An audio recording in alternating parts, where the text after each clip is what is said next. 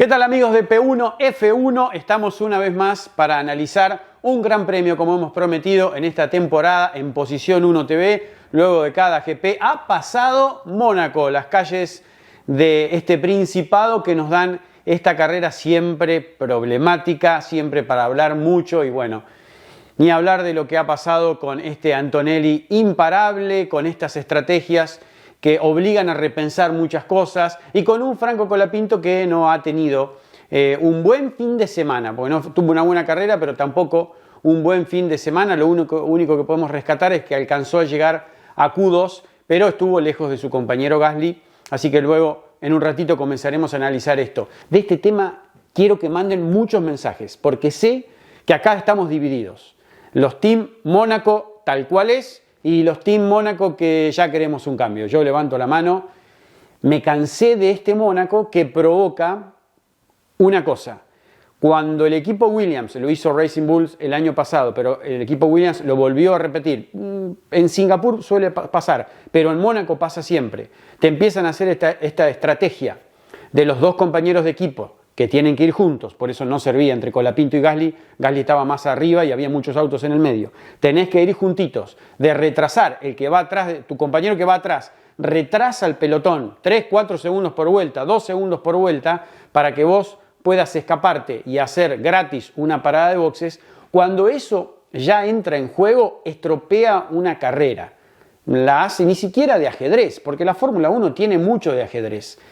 Esto roza, no digo la trampa, porque incluso no lo podés sancionar, porque empezás a jugar, hasta qué punto Sainz o Albon en este momento tenía un problema con el auto, tenía un problema con los neumáticos, o quería reservar algo del auto porque se estaba tirando los parámetros que se podía llegar a romper. Entonces, es imposible sancionarlo. Pero cuando pasa esto, empezás a pensar, ¿no será hora de que para dejar esto, que es imposible pasar Mónaco, tengamos que empezar en algún cambio de un circuito? Ya sé, los fanáticos de Mónaco me van a decir, mira, Mónaco se divide en 2 días principalmente. El sábado es gran parte de la carrera. Aquí la clasificación lo es prácticamente todo. Antonelli de punta a punta, las 2 largadas, me sacó el sombrero. La largada es absolutamente todo y no corren 22 autos como corren acá. Acá hay 23 rivales, porque el circuito es tu rival.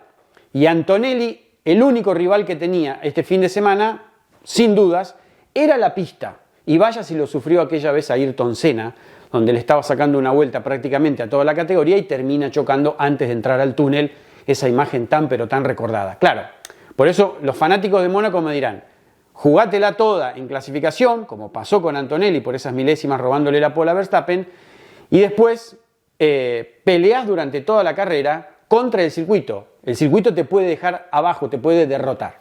Bueno, vamos por lo otro. ¿No será posible aplicar alguno de los cambios que explicó Alexander Wurz el año pasado, ex piloto de Fórmula 1, miembro de la Asociación de Corredores, siempre está en el ambiente, tiene una empresa de creación de circuitos, de modificación, y propuso algunas cosas. Y este año, después de lo que pasó, vuelve a estar en mesa de discusión si Mónaco no debería sufrir dentro de sus medidas súper acotadas algún cambio. Cambios ha tenido históricamente Mónaco. Le di un ejercicio, busque en YouTube carreras de la década del 50 y la década del 60. Van a encontrar 2 accidentes graves. Uno, el de Ascari en el 55, el 22 de mayo, 4 días después se mata probando una Ferrari, un auto deportivo en Monza, increíble, Ascari. No es un accidente mortal, pero se cae al agua. ¿Sí? Saliendo, no era un túnel en ese momento, pero en la zona de la piscina, en la parte del puerto, digamos, se cae al agua, lo rescatan. Bueno, por eso empiezan a modificar algunas curvas. Y el accidente más grave es el de Lorenzo Bandini en el 67, donde saliendo, repito, era un túnel medio abierto con unas arcadas, pero bueno, supongamos que hoy, para identificarlo, la salida del túnel, pasaban en una chicana, cambiaban al toque casi a fondo, entre fardos, era a fondo, cambiaban de mano, con la mano derecha pasaban a la mano izquierda y ahí tiene el accidente y bueno, se prende fuego el auto y pierde la vida el piloto de Ferrari. Pero mire en esos videos, fíjense que la pista era muy ancha, muchísimo más ancha, no había tantas veredas, no había tantas tribunas que se habían metido dentro de la pista para achicar y para meter más gente, y achicaron la pista, que es lo que pasó hoy. Entonces, y los autos eran más chicos. Entonces, claro, había un montón de lugares para superar. Era muy ancho Mónaco como nació. Hoy no es ancho para nada. Entonces, hay que repensar algunas curvas. Por eso quiero la opinión de ustedes antes de meterme ahora en Colapinto. Ya se viene el análisis de Franco en esta nueva carrera con Alpine. A ver, algunas curvas. Sainte-Devote, la primera, es casi imposible. Una curva que ya ha sido modificada, el radio no es tan rápido, está ese piano interno que protege la salida de boxes, pero que hace un frenaje más estricto, digamos, y no entran dos autos. Es imposible pasar en segundo, salvo lo que pasa en la largada, que se aprietan y se chocan todos, pero con ese piano es prácticamente... Antes también era imposible porque doblaban más rápido. Eso se hizo para bajar un poco la velocidad y evitar algún accidente fuerte. O sea, y no tenés, que ese es el problema de los callejeros, no tenés la manera de irte. Hay muchas veredas y hay edificios. No podés demoler un edificio y hacer una curva, una recta. Tendrías que cambiar el dibujo y eso no se va a cambiar. Sainte-Devote eliminado. Subimos y vamos a Mirabeau. Ahí sí, con Fairmont, que es la famosa horquilla del hotel ahí sí se podría trabajar un poco. Se está hablando a ver si se puede estirar un poco, el tema es que te caes, pero ver de qué manera el frenaje de Mirabeau, donde a veces llegan dos autos y antes también los autos cambiaron, ¿no? Antes los autos, al ser más lentos, tardaban un poco más entre curva y curva, la vieja discusión. Hoy los autos son un rayo, entonces no te da el tiempo de alcanzar al otro, o sea, el tiempo entre curva y curva en un circuito, imagínense en un callejero, es mucho menos cada vez más. Entonces, eso complica. Si estiraran algunos metros en Mirabeau, ahí habría alguna chance, unos metros, y ensanchar hacia la izquierda de que un auto se tire. Claro, usted me dice, doblamos a la derecha y al toque está Fairmont. Pero Fairmont, ahí hay una de las propuestas de Alexander Wurz, era o es reducir la parte interna, o sea que quede bien una horquilla bien marcada, no que se extienda como una gota de agua, que quede bien recta. Entonces, llevar el radio bien hacia afuera y también, o sea, para adentro y para afuera, aumentar el ancho de ese para que los autos puedan meterse. Y la salida de Fairmont es clave, porque si no está lo que pasó en el roce entre este Audi y Sainz. No me acuerdo si le pega a Bortoleto o Hülkenberg. Al toque tenés ese guarrail a la derecha. Bueno, ese guarrail a la derecha donde impacta Sainz, que a veces es difícil que entren dos autos ahí. Bueno, la idea es ver cómo llevarlo hacia atrás para que si uno se tira al otro lado, del radio de gira, porque si unos autos no alcanzan a doblar, ¿sí? Primer, analizar lo de Mirabeau y la clave es Fairmont de ensanchar esa horquilla, no solo en la entrada, sino en la salida. Atento. Bajás, te metés al túnel, ahí ya no hay nada que hacer, y acá sigue la clave. La famosa chicana, la nueva chicana, aquella zona donde recién les decía fue el accidente de Lorenzo Bandini, nada que ver el circuito en ese momento, era rapidísimo el cambio de mano y van a fondo, esa chicana de aquel viejo accidente tremendo de Karl Wendlinger y demás, en ese fatídico 94, a la salida del túnel. Lo que se aconseja ahora, lo que se podría analizar, va a ser difícil, por eso quiero la opinión de ustedes, es ese frenaje que lo tenés a la salida del túnel en bajada, tratar de comer hacia adentro algunos metros para que quede más recta el circuito, y donde hoy tenés esa calle de escape si te pasás de largo, llevar la chicana, acá está la clave, llevar la chicana 80 metros adelante, algunos dicen 100, no sé si va a llegar, 80 metros hacia adelante. Por supuesto que después tenés la curva a la izquierda rápido, pero al menos tenés un frenaje de 80 metros más y comer, si vos venís en el auto, comer hacia la derecha, ahí hay tema de veredas, por eso hay todo un tema legal y es difícil construir o cambiar Mónaco por una cuestión de veredas, edificios y permisos, y bueno, es complejo. Pero si uno llevara hacia la derecha y esa chicana se construye 80 metros hacia adelante, ahí sí tenés velocidad como para, y si haces bien ancha, de que pueda haber realmente un lugar para pasar. A veces ha sucedido, pero después se complica la chicana. Ahora, si tenemos 80 metros más, puede cambiar. Una de las cosas que traba es la parte económica, que acá creo que no pasaría nada, es que tenés que construir ese balcón. La chicana ahora, si vos lo ves bien desde arriba, fíjate que es un balcón de cemento con pilares metido en el agua, en el puerto, en la costa. La chicana está sobre el agua. Bueno, habría que hacer lo mismo 80 metros hacia adelante. Pasamos la curva a la izquierda, pasamos la piscina y llegamos a la Rascás, que sería otro de los posibles cambios. La Rascás, a la salida de la piscina, doblás, derecha e izquierda, que eso es rápido, donde se le rozan los neumáticos el guarrail, y te vas derecho a la Rascás antes de Anthony Noves, pero te vas a la Rascás y vos ya vas viendo que los pilotos van como doblando. Bueno, lo que se intenta ahora plantear es ver si esa recta, primero, se puede alargar unos 5 o 10 metros, o 15, lo que sea, pero ensancharla y hacerla más recta. No que los pilotos ya vayan doblando para doblar a la derecha en Rascás y para después meterse en Noves. No. Llevarla un poco más bien recta y ancha. La clave es el ancho, ¿no? Que es lo que les digo. Fíjense en YouTube cómo era el circuito viejo de Mónaco, muchos años atrás, y van a ver que era una pista súper ancha para ese tipo de autos, ¿no? Que incluso los autos de hoy igual tendrían una pista más ancha, pero cambió, el circuito de Mónaco cambió de cómo se le vino todo al circuito, a la pista. Las tribunas, el alambrado, claro, hay que meter gente, VIPs, lo que sea, y quedó súper acotado, entonces no hay para dónde ir.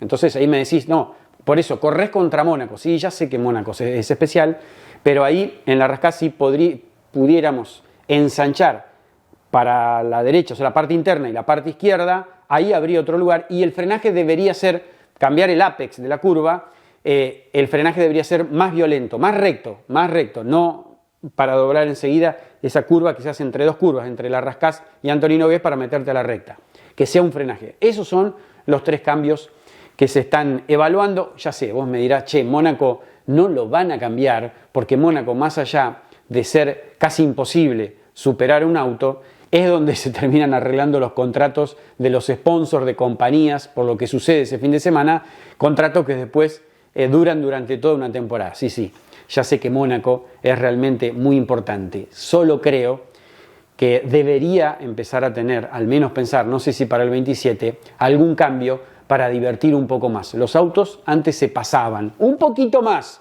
que ahora. Bueno, yo quiero que al menos lo intentemos. Así es imposible. Se viene Franco Colapinto. Hablemos de Colapinto. Y sí, Franco no tuvo un buen fin de semana. Nos quedamos mal acostumbrados después del excelente fin de semana que tuvo en Montreal, en Canadá. La verdad que le costó tomarle la mano a este circuito de Mónaco con este nuevo auto Alpine. Estuvo muy lejos Gasly, siempre en ritmo, en vueltas. Incluso Franco tuvo una situación golpeando levemente la parte, evitó pegarle de frente ahí en Saint-Devote, creo que fue en los ensayos, me parece que fue el viernes, y golpeó el neumático delantero y el trasero izquierdos. Pero bueno, ahí planteaba uno de los problemas que era el freno, ¿no? Y el tema de la confianza. Gasly estuvo mucho más rápido en clasificación, incluso ahora las clasificaciones están 5-4, recuerden que en Canadá les había dicho que estaban empatados. Igualmente importante lo de Colapinto este año, poniéndosele a par del compañero. Aquí en Mónaco realmente Gasly sacó a relucir todo su talento.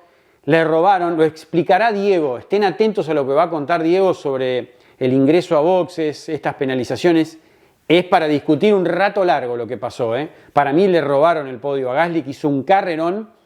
Increíble que el equipo después no le avisó, por eso festejaba. La verdad que pobre pibe, estaba prácticamente llorando cuando se bajó. Ahí te das cuenta, ¿no? La cantidad de grandes premios, va camino a los 200 grandes premios Gasly y bajarse llorando, con bronca, triste, después de que se entera la noticia, lo que es para estos tipos, ¿no? Meter un podio y ni hablar en Mónaco, donde él prácticamente era local. Pero no avisarle por radio, la verdad que fue muy, pero muy loco.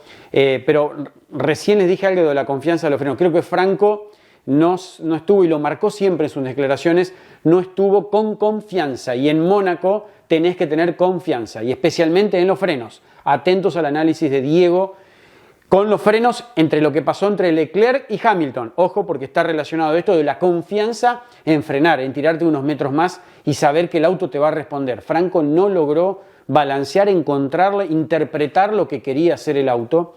Y si ya vos no tenés confianza en cómo frena el auto en un circuito donde el guarrail lo tenés a 2 centímetros o un paredón o un cordón, realmente se te complica. Y creo que esa fue la clave del fin de semana. Creo igualmente que Franco maximizó para meterse en Q2 y largar bastante adelante para lo que había sido los entrenamientos, esa carrera. Analizamos algunas cosas de la carrera. Bueno, larga con medias, hay algunos autos que paran rápido, por ejemplo Pérez y Alonso. Les voy tirando esto porque después Pérez y Alonso se vinieron para adelante con un auto muy inferior al Alpine, pero se vinieron para adelante, metieron esa parada rápido. Franco no lo podía hacer a eso, ¿no? Porque ahí cuando nos metemos en estrategia no iba a poder parar para sacarse ya la parada encima. Mirá lo que pasó después, y hubo autos que pararon gratis, digamos, en esas banderas rojas. Entonces está bien cómo venía el pelotón, no tuvo... Bueno, igualmente en Mónaco, él se destacó este año por las largadas. En Mónaco tenés que hacer magia para pasar autos en una largada. Creo que hizo realmente lo que pudo, ganó un puesto, perdió un puesto, ahí venía en las dos partidas, digamos, en las primeras vueltas. Pero bueno, venía en el pelotón. Franco comienza a darse cuenta, y Alpine, que es más rápido que los Williams en un momento, en 1,5 segundos casi por vuelta, llega hasta los Williams y ahí les cae la ficha de que Williams iba a hacer exactamente lo mismo. O sea, el Alpine en carrera los alcanzó y creo que iba mucho más rápido, se demostró con Gasly, y Franco se lo llevaba por delante, pero es imposible pasar. Vuelvo a lo que recién dije hace un ratito en el análisis de Mónaco. Entonces, por eso Alpine lo manda a boxes en la vuelta 35 para ir a buscar ese cambio obligatorio de neumáticos y salir a pista. ¿Qué pasó? En 4 o 5 vueltas, 2 segundos más rápido por vuelta que Sainz, que ese pelotón, volvió a alcanzar a ese pelotón. Él había estado con Lindblad atrás durante toda la carrera. Esperen, asterisco, porque ustedes van a decir, che, Lindblad, fíjate dónde se metió. Está bien, pero Lindblad paró gratis, porque no había cambiado neumáticos durante 66 vueltas y aprovecha a cambiar esos neumáticos cuando es la bandera roja. Entonces él paró gratis, se arriesgaron, apareció esa bandera roja, si no tenía que levantar y no hubiese terminado delante. Casi lo mismo pasó con Ocon y Hülkenberg. Ellos ya habían parado, pero ya venían. Cuando pasa lo de la bandera roja, Ocon venía con un neumático en un juego de 57 vueltas, porque pararon enseguida, y Hülkenberg un juego que ya tenía 54 giros. No iban a aguantar ese ritmo, pero cuando aparece la bandera roja, cambian gratis. Y ahí tenés 3 autos que en teoría deberían haber estado atrás de Franco: Hülkenberg, Ocon y ni hablar de Lindblad, pero la bandera roja le jugó a favor. ¿Qué podría haber hecho Franco? Y prácticamente no hicieron nada raro en la estrategia. Era lo correcto. Repito, cuando el auto no tenés la confianza y no tuviste la velocidad durante todo el fin de semana, porque realmente no tuvo la velocidad de ese Alpine, la velocidad que sí mostró Gasly con ese Alpine, por esa cuestión de confianza y demás, es difícil llevárselos por delante y encontrar huecos en Mónaco. Es prácticamente imposible. Sí, es raro no haber en esa sanción de 5 segundos por la velocidad o el tiempo. No se pierda el análisis de Diego que se viene ahora sobre lo que pasó y se está discutiendo ahora en los escritorios de la FIA, y bueno, creo que viene discutido el tema. No va a haber cambios, me parece, pero viene discutido. Si vos tenés esa sanción por el tema de la velocidad o el tiempo de Colapinto, ¿por qué no la cumpliste cuando varios autos pararon y algunos la cumplieron cuando tenías pace car? Porque perdés un poco menos. Eso sí, a veces por ahí no entiendo la interpretación que hacen algún ingeniero. Hay que estar ahí en la pista, ¿no? Y decidir rápido. Pero hay algunos equipos que a veces deciden, son muy pillos, digamos, para decidir esas cosas, y ahí podrías haber descontado un poco para evitar esos 5 segundos que después. Y después terminó atrás, no pudo resolver Franco una situación compleja que fue el reinicio. Él ya no tenía ese potencial sobre el final. Viene el toque con Sainz ya muy mal herido, con el auto derecho a abandonar, y bueno, el cierre no está en análisis, pero hasta ahí hizo lo que pudo, pero con un auto que no le dio la posibilidad de pasar. Creo que hay que dar vuelta a la página y meterse en Montmeló, en Barcelona, un circuito que conoce cada centímetro. Ahí ha sido uno de los pilotos más veloces de su generación, campeón de la Fórmula 4 española, y lo conoce, ha corrido en todas las categorías previas a la Fórmula 1. Creo que será una gran medida, no solo para Colapinto en la comparación con Gasly, Barcelona, sino será muy importante saber dónde está parado el Alpine. Atentos, porque entramos a los circuitos de Europa, a los verdaderos circuitos, donde el tema del downforce, el tema de la aerodinámica, de la tracción y, ojo, de los frenos, empiezan a jugar un papel clave. Por eso te digo que Barcelona es la medida justa, no solo para Franco, cómo está parado con Gasly, que viene muy parejo, sino dónde está parado el Alpine.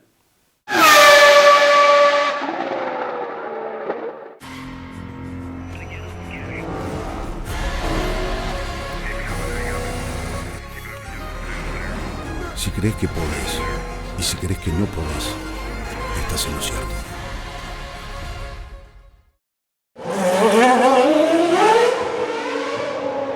Segunda parte del análisis del Gran Premio de Mónaco de Fórmula 1, ahora sí, para meternos de lleno en la polémica de la carrera, que fueron las penalizaciones. 6 en total, 5 pilotos, porque Gasly penalizó 2 veces, y una polémica muy grande porque pareciera que no es justo arruinar una carrera por 0,1 km por hora de exceso en la velocidad máxima. Con el correr de las horas, entendiendo cómo funciona el sistema, no es un radar el que mide una onda de rebote, por lo tanto, el que mide una velocidad puntual en un momento, sino es una línea en la que se marca, una línea en la que se marca de vuelta, una resultante de la velocidad, producto del tiempo que tardó un vehículo en recorrer la distancia de una línea a otra. Es una cuenta matemática. Por supuesto que hay distintas formas de medirlo, hay varias líneas a lo largo de la calle de boxes, porque recuerden que cada auto tiene que entrar y parar y salir, con lo cual hay una frenada, hay una aceleración, hay momentos en los que se pasa esa velocidad o se frena de más, y momentos en los que no se mide, porque está parado el auto. Con lo cual hay varias mediciones para sacar un promedio.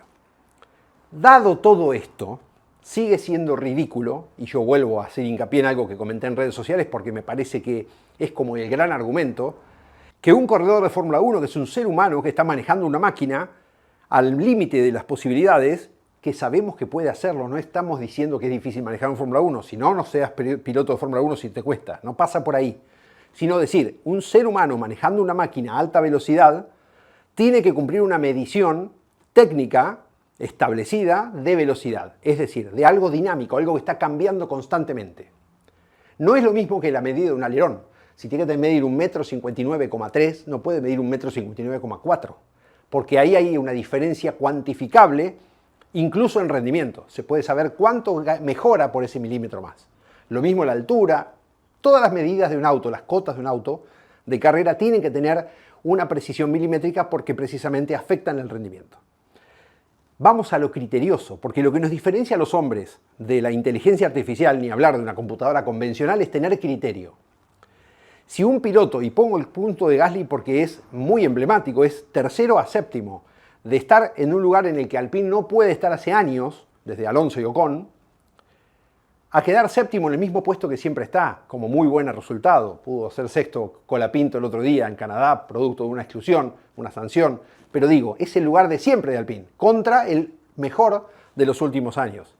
No es justo que por un 0,1 de no una velocidad, sino de un cálculo matemático que determina una velocidad, o un 0,4 de un cálculo matemático que determina una velocidad, un piloto sea despojado de esto. Creo que el criterio debería poder tener peso para decir no es motivo para una sanción. Así como muchas veces, por ejemplo, George Russell, que saliendo de boxes pisó la línea blanca que no hay que pisar, no lo sancionaron porque la pisó, no la pasó. Entonces quiere decir que el criterio sí existe. Pero más allá de eso, lo que quiero decir es, si la regla no se puede modificar, cámbienla. Y si sí se podía intervenir con criterio, hay que ser un poquito más humano y pensar en cuál es la ventaja realmente que tiene. No es lo mismo largar en un cajón distinto, como le pasó a Checo Pérez, que perdió el punto del décimo porque largó un cajón diferente al que tenía que hacerlo, o largar más adelante porque también es una diferencia cuantificable. Largás 50 centímetros antes de tu cajón, por lo tanto tenés que recorrer 50 centímetros menos de pista. No importa cuánto eso va a determinar el resultado, pero no corresponde.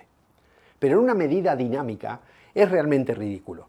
Lo que hizo la FIA, posiblemente porque todavía no se habían dado cuenta cuál era el problema, era dar mal el mensaje.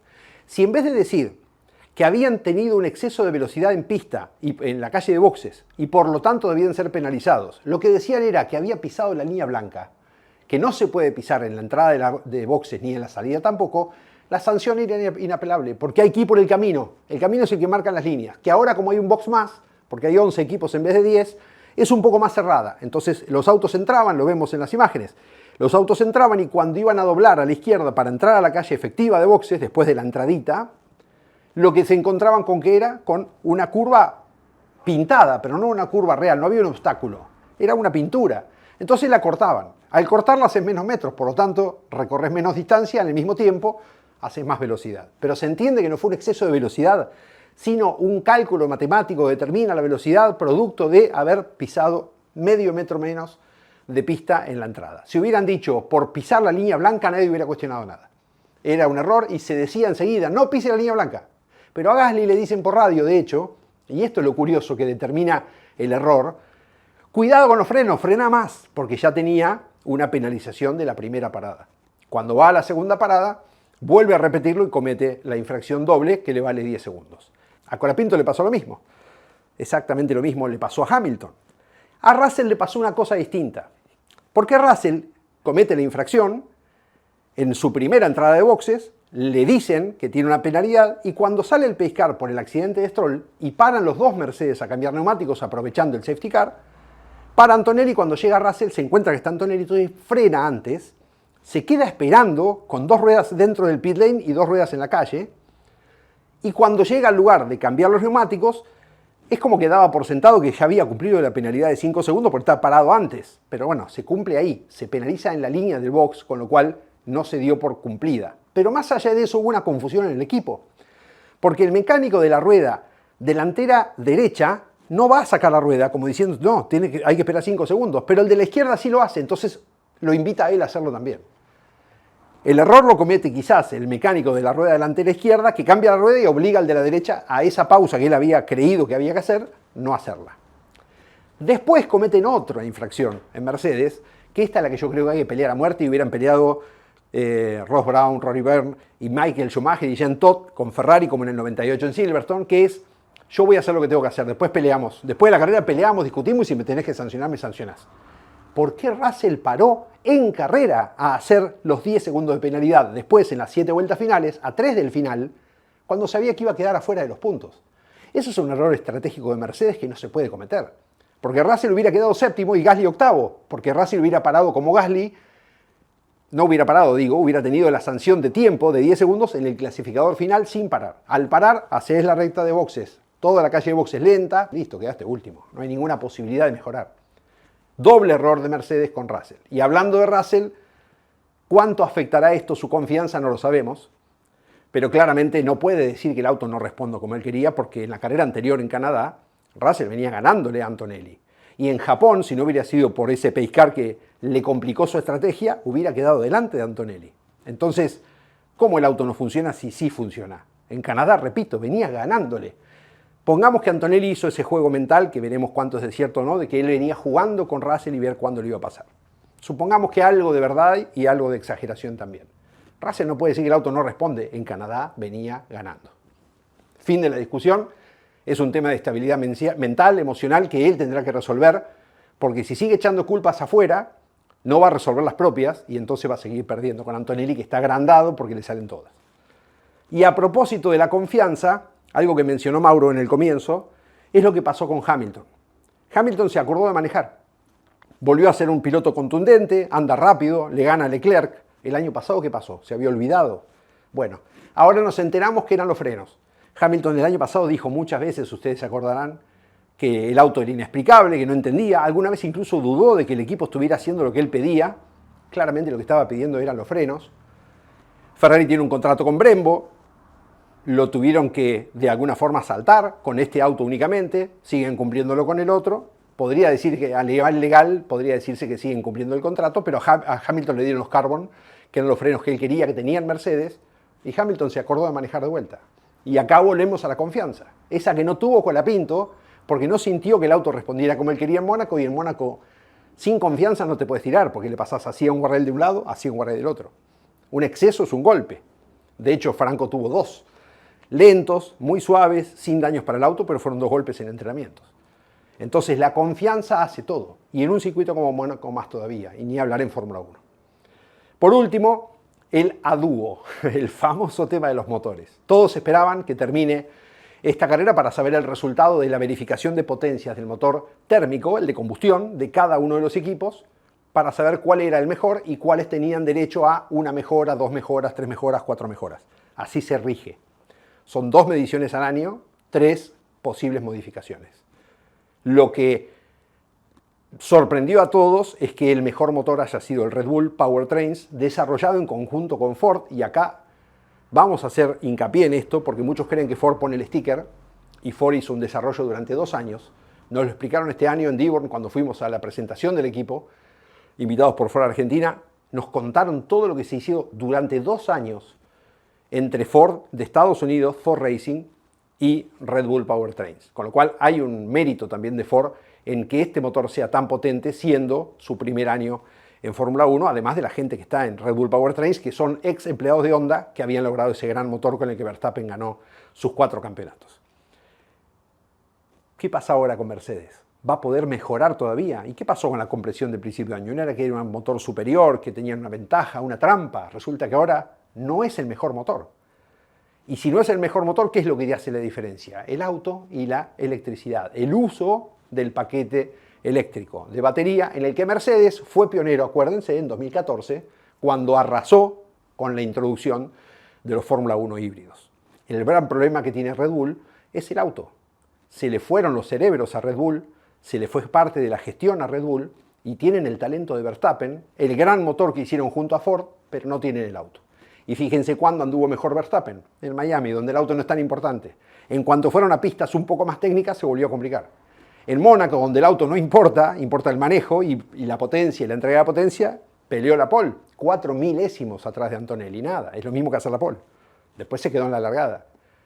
Pero vamos a ir a Barcelona y posiblemente, y en Silverstone lo veremos también, el Red Bull otra vez vuelva a penalizar con el auto, no es el motor, y ahora quedó comprobado con esta medición de la FIA. Así que, si Mónaco fue entretenido, y acá yo levanto la bandera, Mauro ya algo habló del tema en la primera parte, Mónaco no hay que tocarlo, así se corre Mónaco y si no les gusta, no les gusta, no miren la carrera.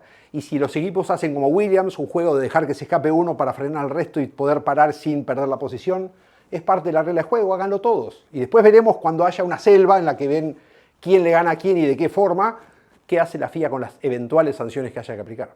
Punto. Mónaco es así y no se toca. No hay que tocarlo, como no hay que tocar los clásicos de la Fórmula 1, por favor.